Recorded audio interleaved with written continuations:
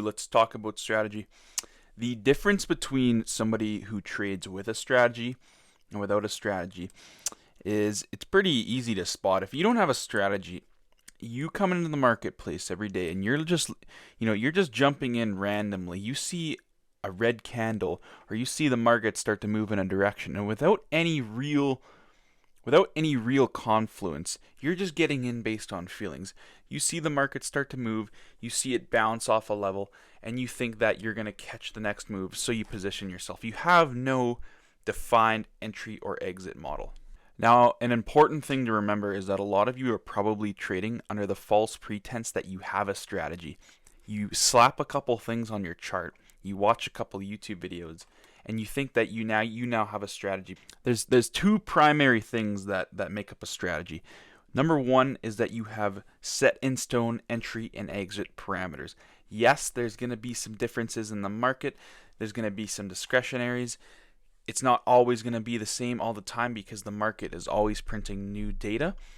But there has to be something, some written down piece of information that tells you if A, B, and C happens, you get in. If A, B, and C happens, you get out. The second part is back-tested results. If you don't have at least 150 back-tested results, you don't have a strategy because you don't know. Slapping a few lines on your charts, and a few indicators means nothing because you don't have any confidence in that method of trading. You don't know how it performs in January versus June.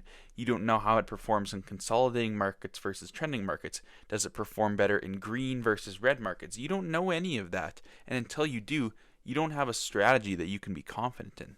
Another misconception that you need to remember with your strategy is that you don't need to quit your job to trade. That was a big misconception that I fell for. Luckily, I was able, when I did kind of position myself, I got into a couple online college courses that allowed me to be at the computers full time, and I later realized that I probably didn't need to quit the job just yet, because what you have to understand with your strategy is that time is fractal. This is a 1 minute chart we're looking at here. Staring at this though, can you really tell if this is a 1 minute or a 1 hour or a daily or a weekly? The weekly and the daily, probably yes, they do look a little cleaner than this, but everybody will tell you, and it's true, that price is fractal. The same patterns that you see on the 1 minute will occur on the 1 hour and the daily. If we go to a 60-minute chart here, a 1 hour chart, does this look any different than the one? No, it really doesn't. It's the exact same. So if you are at a job, let's say you work 9-10 hours a day, you have a boss that's up your ass, and you don't have time to check the markets all day and be staring at your phone and get these little 5-minute, 15-minute chart entries. This is the 1 hour chart. Look at all the opportunity on here. The same setups that you'll find on the 1, the 5, the 15, you're going to find on the hour, the 4 hour, the daily. And if you're trading off the 4 hour and the daily, you do not need to be checking your phone every 5 minutes. When you're trading on larger time frames like that, it's obvious that you can, maybe only go checking every couple hours, checking on your breaks, on your lunches. And that brings me into my first point, which is that you need to ask the important questions, like the one that I just mentioned. Do you have a job? Are you able to check the charts full time? If you do have a job and you aren't able to be at your computer full time, that's going to determine what time frame you trade on. That means that you're probably going to stick to the daily, the 4 hour, the 1 hour, maybe even the weekly and the monthly. How much money do you have? Are you able to invest a lot into this, or do you only have a little bit of capital? If you don't have very much money, maybe you want to stick to prop firms, as they are a cheap way to get really fast and large amounts of money. Another important question to ask is, what asset class do you want to trade? Do you want to trade stocks? Do you want to trade futures?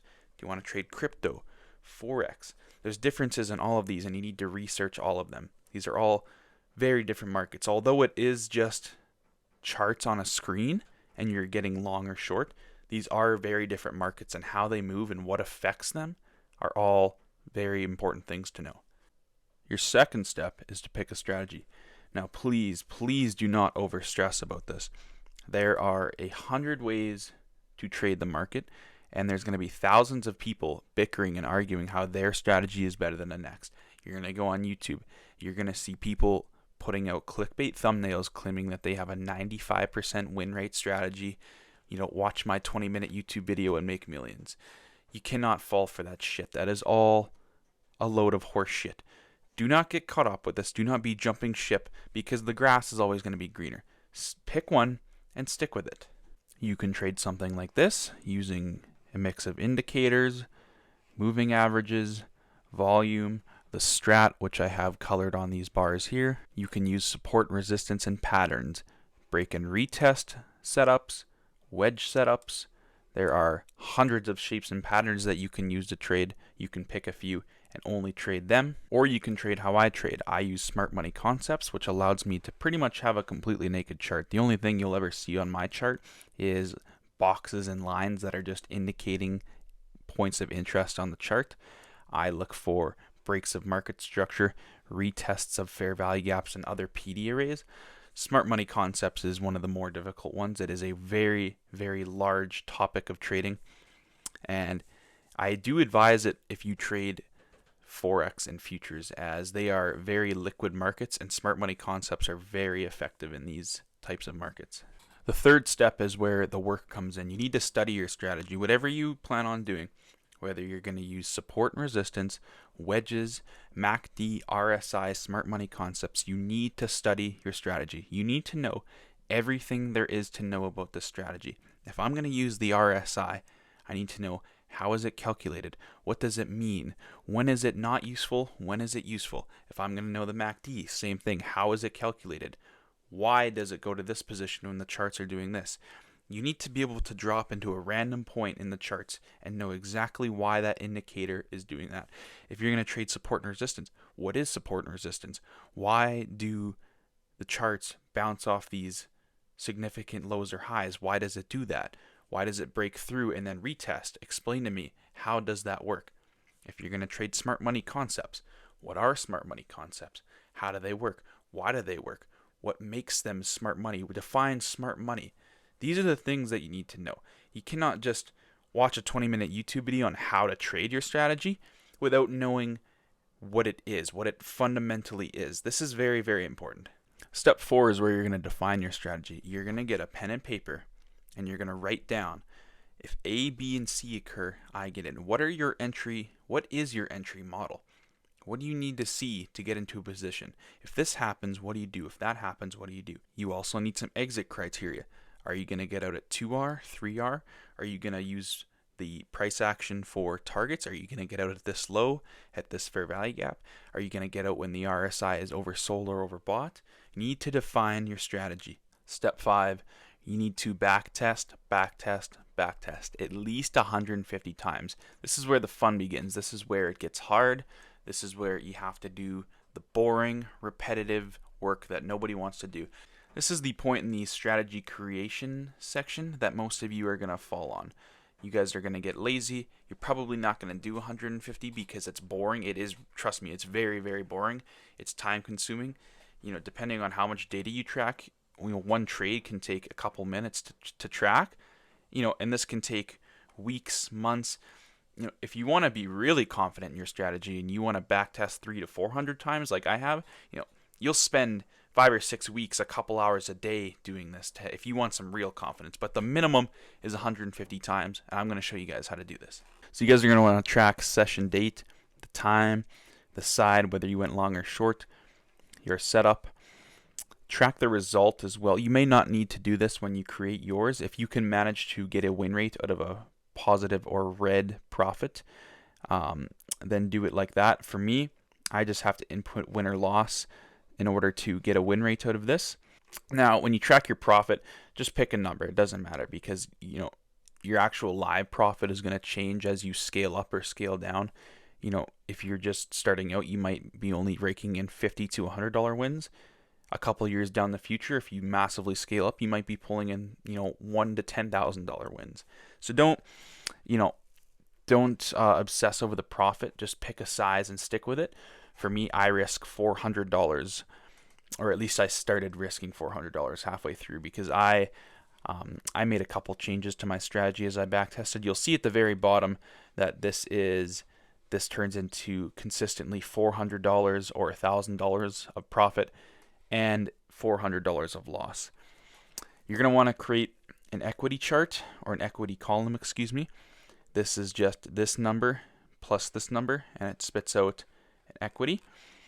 This allows you to create one of these. This is called an equity curve. This is important.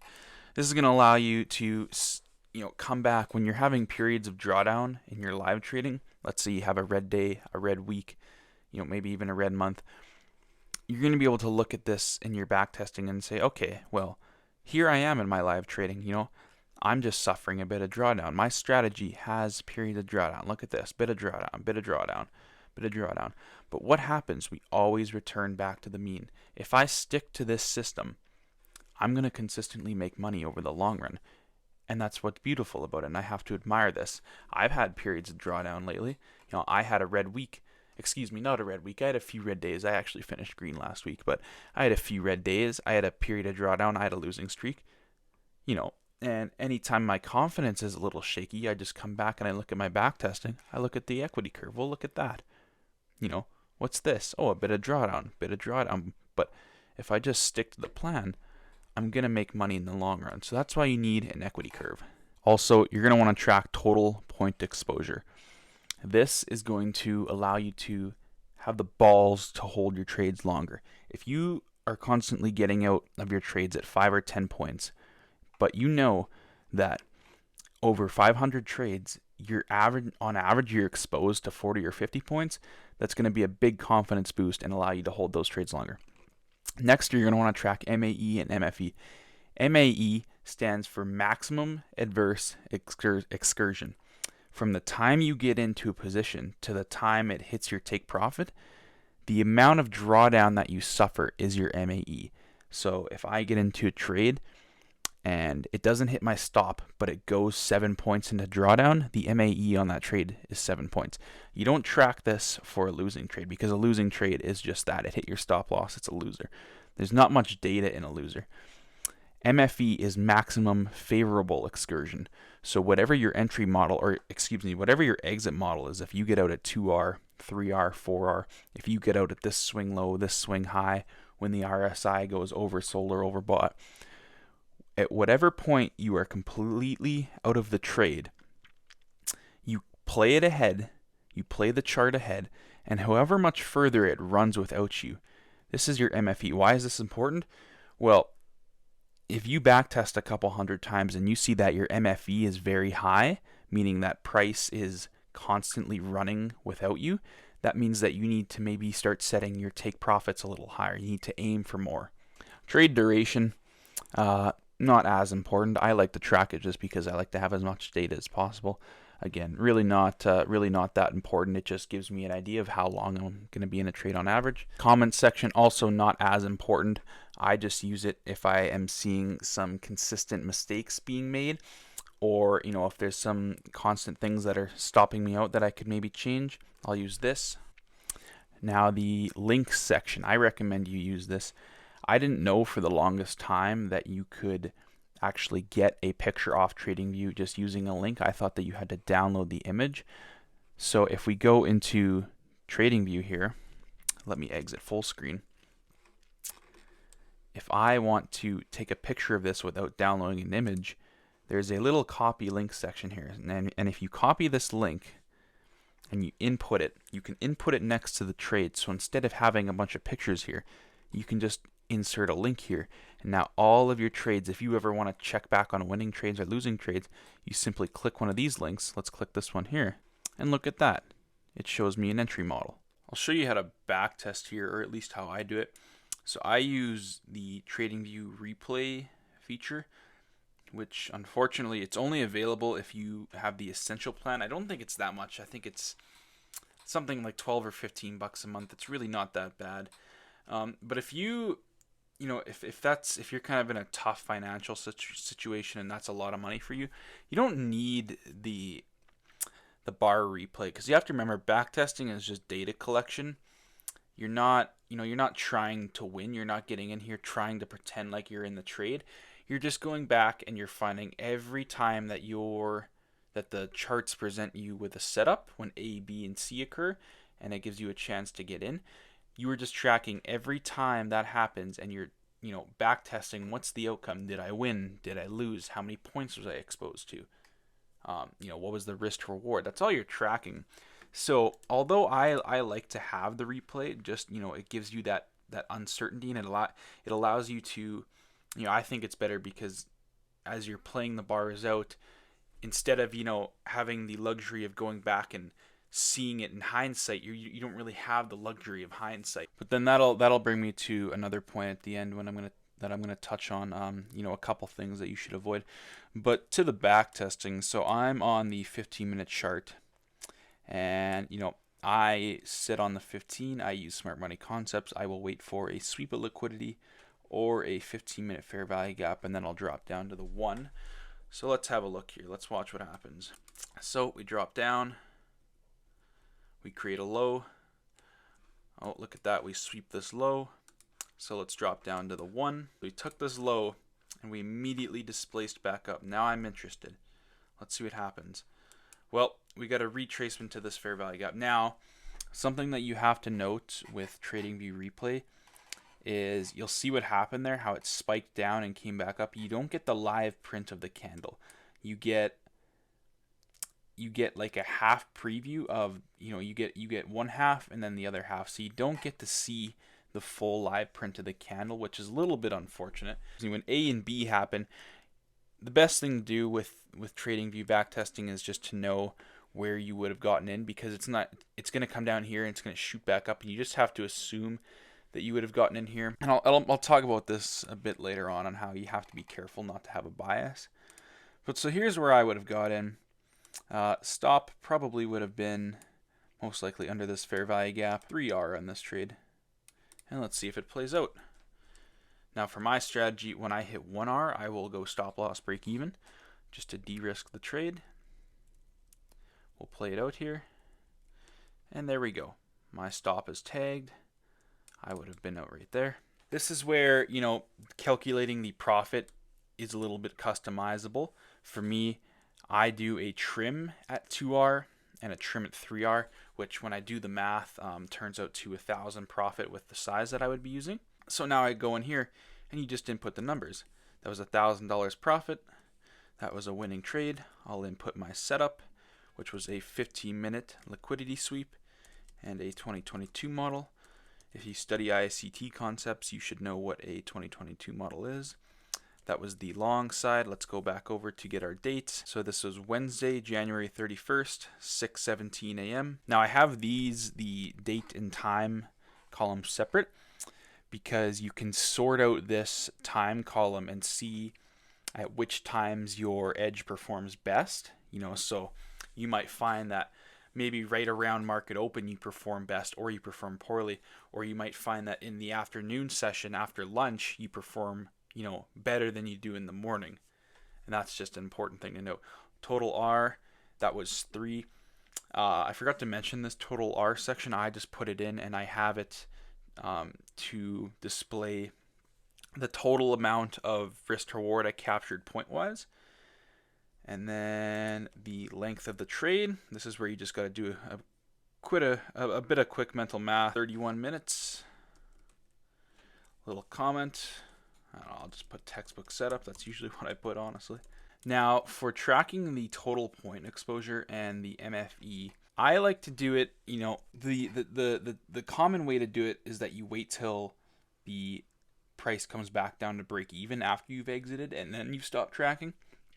I don't do it like that. I wait until there's a major market structure shift or a major low is broken, or if it comes way back down, you kind of just have to use your best judgment. Where would you have got shaken out of any runners that you're holding? You kind of just have to use your best judgment. So we'll play this out and we'll just have a look here. I probably wouldn't be out here. I would still be in, things, trends like this, the market structure holding, you're still going to track it there. I would probably be still tracking it here. We'll call it right there. I would have been out right there. So we were at 30 points. Remember that? Bring it up. We were that gives us a total of 50 points. So total point exposure is 50 points. We captured 30. So 50 minus 30, what's our MFE? That's 20. Now for our MAE, if we go back, MAE is a little harder to track in replay because you're going to be having entries where you're probably just going to be getting in right there, right on the edge. So I'll just put in 0 for that one just for the video. We'll come back here, grab our link, input it. I don't know, I'm not too sure what's going on here. I'll have to fix that later. But that's pretty much it. You get the point. I'm only going to do one because, it's a pain in the ass and it takes a long time. And you can see how boring that was. That is not entertaining at all. And you have to do a lot of that. It's not easy. It'll take some time, but it's part of the process. If you don't have any confidence right now, if you're hesitant to pull the trigger, or you have no long-term confidence, this is what's important. I have all of this data. If I ever lose confidence, I have all this data. Look at all this.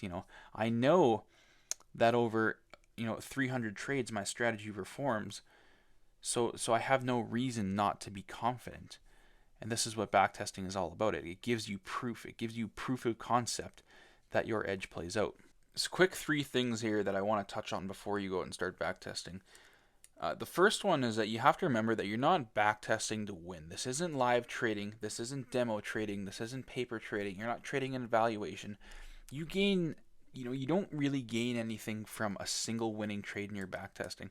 And I worked with a guy who, I told him that he needed a backtest, and he finally started backtesting, and then he told me that he didn't like to input the losing streaks, the losing trades, in the 4 or 5 or 6 trade losing streaks, because it just didn't make him feel good.